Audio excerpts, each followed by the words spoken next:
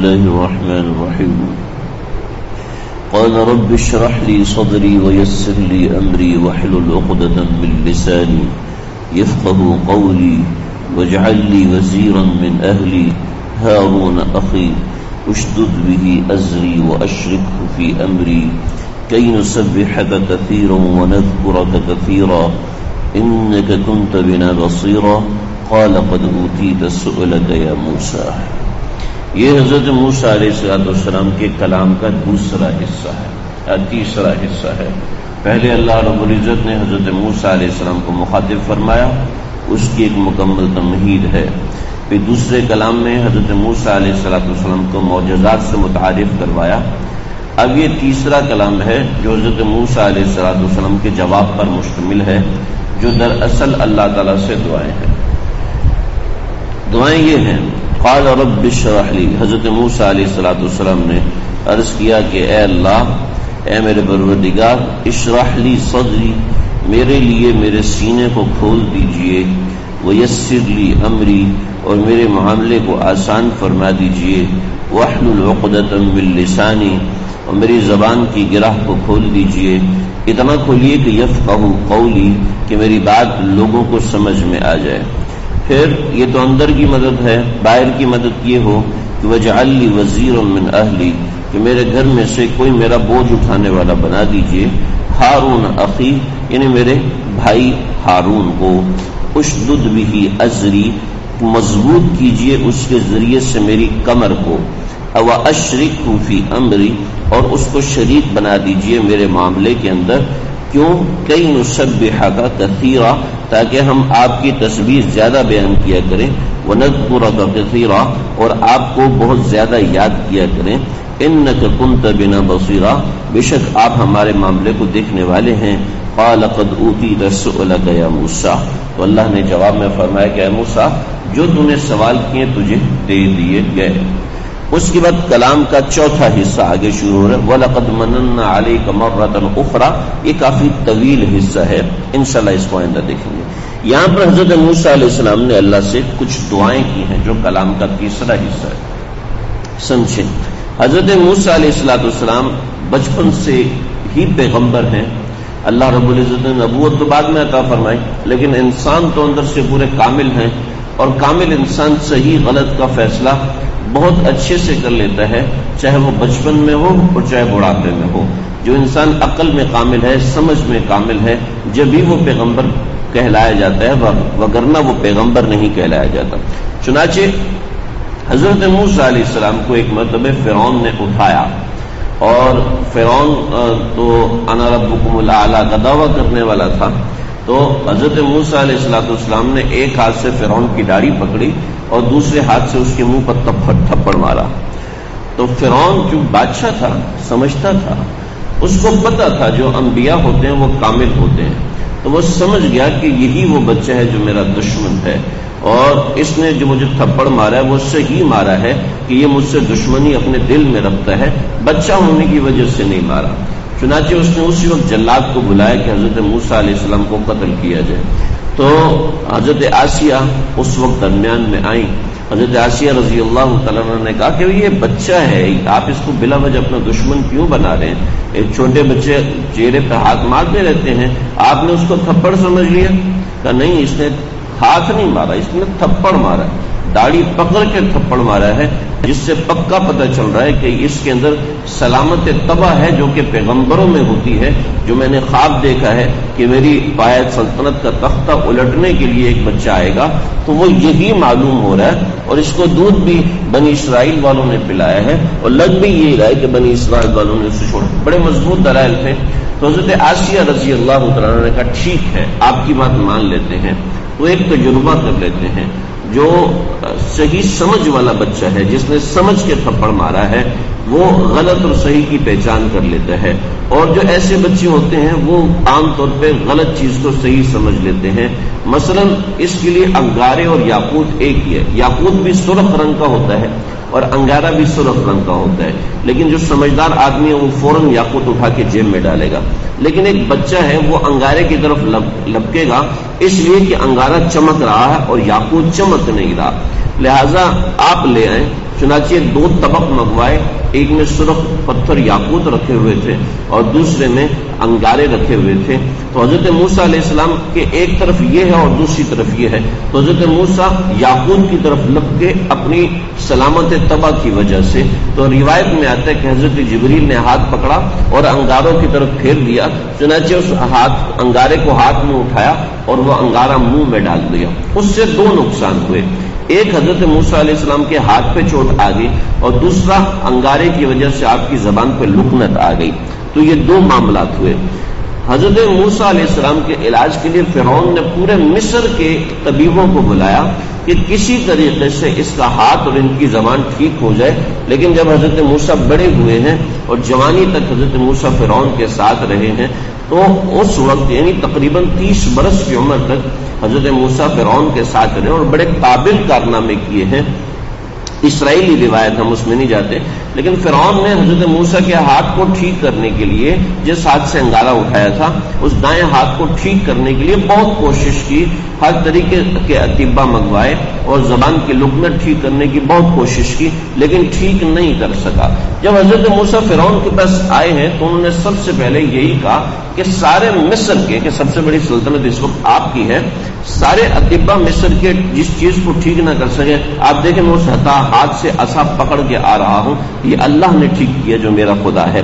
اور دوسرا زبان کی لکنت کے حوالے سے، تو یہاں پر ان چیزوں کو حضرت موسیٰ علیہ السلام نے اللہ سے مانگا کہ اللہ سے کہا رب اشرح لی صدری، کہ میرے سینے کو کھول دیجئے۔ چنانچہ نبی کریم صلی اللہ علیہ وسلم نے بھی اللہ تعالیٰ سے اس طرح کی دعا مانگی ہے، اے اللہ میرے سینے کو اسلام کے لیے کھول دیجئے۔ اور ہمیں بھی تعلیم کی گئی ہے کہ ہم اپنے سینے کو اسلام کے لیے کھولنا اللہ سے مانگے، اس لیے کہ میں اور آپ سب انسان ہیں، چاہے کوئی مفتی اعظم کیوں نہ ہو جائے، چاہے کوئی شیخ المشائخ اور عارف باللہ کیوں نہ ہو جائے، انسان ہونے کے ناطے اس کی طبیعت میں ہے کہ گناہ کی طرف طبیعت مائل ہوتی ہے۔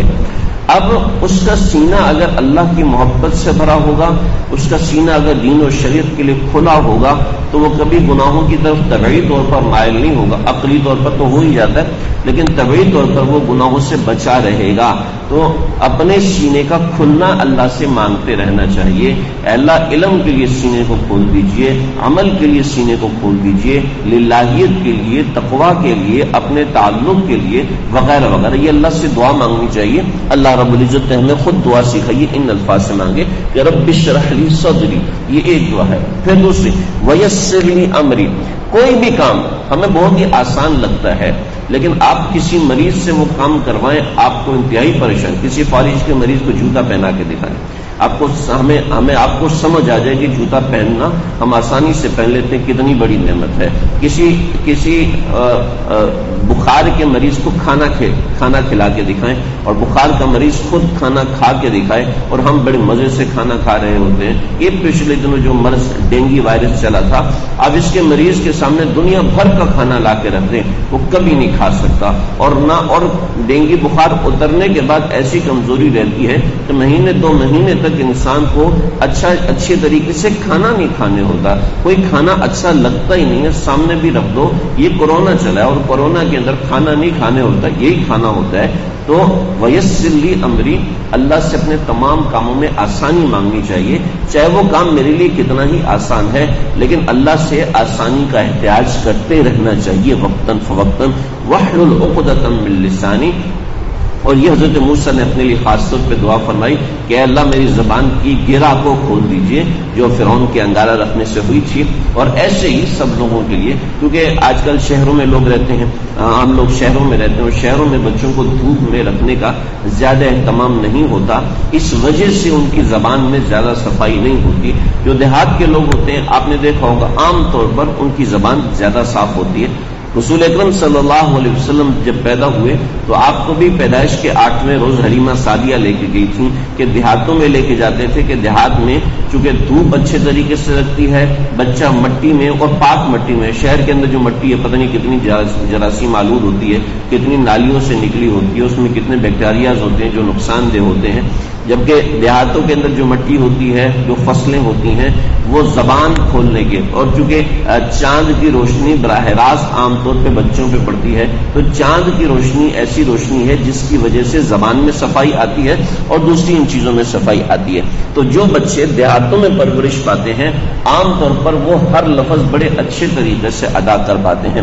تو اس لیے ہم چونکہ شہروں میں رہتے ہیں تو یہ دعا کثرت سے مانگنی چاہیے۔ تو یہ تین دعائیں ملا کے ایک دعا بنتی ہے، رب اشرح لی صدری ویسر لی امری واحلل عقدۃ من لسانی یفقہوا قولی۔ یہ یفقہوا قولی حضرت موسیٰ کی دعا ہے کہ میری زبان کی گرہ اتنی کھول دیجئے کہ لوگ میری بات کو سمجھ جائیں۔ محمد بن کعب القرظی رحمۃ اللہ علیہ بہت بڑے محقق گزرے ہیں، تو لوگوں نے کہا کہ حضرت آپ صاف نہیں بولتے، آپ تھوڑا صاف بولا کریں۔ فرمایا کہ میری بات سمجھ میں تو آ رہی ہے؟ جی آ رہی ہے۔ کہ اسی کو بہت بڑی نعمت سمجھ لو۔ ہم نے عام طور پہ دیکھا اور آپ حضرات نے بھی دیکھا ہوگا، کالج یونیورسٹی ہوں یا مدرسے ہوں، اس میں بہت سے ایسے قابل ترین لوگ ہوتے ہیں کہ جن کی زبان اتنی صاف نہیں ہوتی۔ خود ہمارے شیخ المشائخ حضرت شیخ الحدیث حضرت مولانا زکریا صاحب رحمۃ اللہ علیہ، خود حضرت کی زبان بھی ایسی صاف نہیں تھی، لیکن حضرت کی کتابیں آج ایسی ہیں کہ ہر مسجد میں آپ کو فضائل اعمال ملے گی، ہر مکتبے میں آپ کو فضائل صدقات ملے گی۔ یعنی اتنے بڑے بڑے کام ہیں۔ شیخ المشائخ ہیں، ایک اعتکاف میں 500 600 علماء کرام ان کے ساتھ بیٹھتے تھے، لیکن زبان اتنی صاف نہ تھی۔ تو ایسے بہت سے لوگ ہیں۔ اس میں ایک حوصلہ بھی ہے، ایک آسانی بھی ہے کہ اگر کوئی شخص کسی کام میں کسی چیز میں معذور ہے تو وہ مایوس نہ ہو۔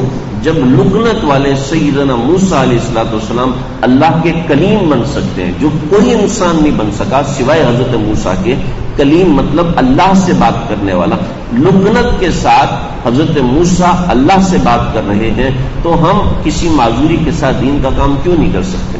بالکل کر سکتے ہیں۔ لہذا کوئی شخص اللہ کے ہاں پیچھے نہیں ہے، چاہے وہ کتنا غریب ہے، چاہے وہ کتنا چھوٹا ہے، چاہے وہ معذور ہی کیوں نہ ہو۔ یفقہوا قولی واجعل لی وزیرا، یہ ایک دعا ہے۔ اس دعا کا ثمرہ یہ ہوا کہ اللہ رب العزت نے جیسے آخر میں فرمایا، اس کلام کے آخر میں قال قد اوتیت سؤلک یا موسیٰ، موسیٰ جو تم نے سوال کیا ہے ان سارے سوالوں کا جواب ہم نے قبول کر دیا ہے۔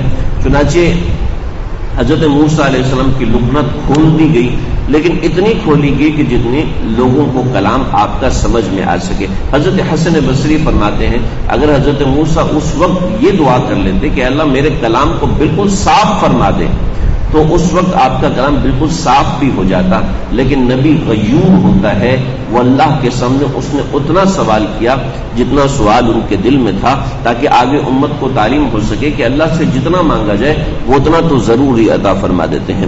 پھر آگے واجعل لی وزیرا، میرے لیے وزیر بنائیے۔ وزیر وزر سے نکلا، وزر کہتے ہیں بوجھ کو، یعنی جو بوجھ کندھے پہ اٹھایا جاتا ہے اس بوجھ کو وزر کہتے ہیں۔ اللہ تزر وازرۃ وزر اخری، قیامت کے دن کوئی کسی کا بوجھ نہیں اٹھائے گا، تو وزر کا لفظ ہے بوجھ اٹھانے والا۔ تو وزیر بھی چونکہ بادشاہ کا بوجھ اٹھانے والا ہوتا ہے اس لیے اس کو وزیر کہتے ہیں۔ تو واجعل لی وزیرا من اہلی، میرے گھر میں سے کسی کو میرا وزیر بنا دیجئے۔ ہارون اخی اس کا بدل ہے، یعنی میرے بھائی ہارون کو۔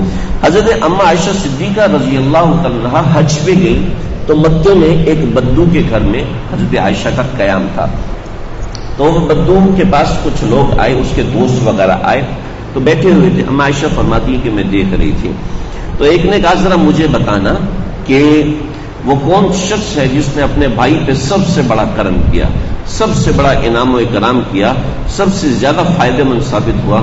تو وہ بدو کہتے ہیں میں بتاؤں گا کون سا بھائی ہے۔ تو اما عائشہ صدیقہ فرماتی ہیں میں نے کہا اللہ اس بندے کو دیکھو، انشاءاللہ بھی نہیں کہہ رہا، انشاءاللہ میں بتاؤں گا یہ کہنا چاہیے، اس کو کتنا پکا یقین ہے، ضرور یہ کوئی جہالت والی بات کرے گا۔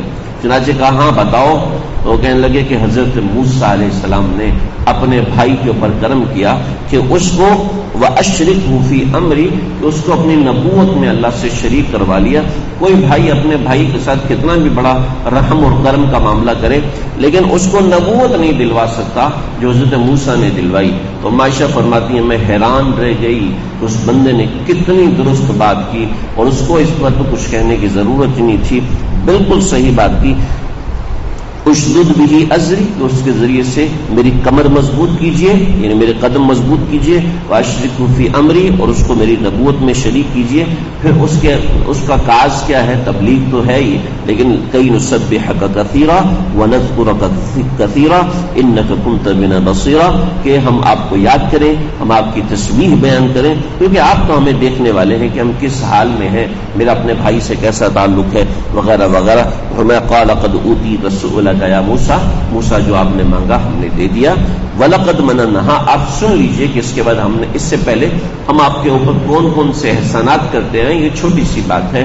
اب دوسرے احسانات سنیے، وہ آگے بڑی تفصیل ہے۔ حضرت موسیٰ علیہ السلام کی پیدائش کے بعد سے کیا قصہ ہوا، اس سورہ طٰہٰ کا ایک امتیاز ہے کہ آپ صلی اللہ کے اس میں حضرت موسیٰ علیہ السلام کے ذکر کو اللہ نے باریک جزئیات سے شروع کر کے آخر تک پہنچایا۔ اللہ سمجھنے کے عمل کرنے کی توفیق۔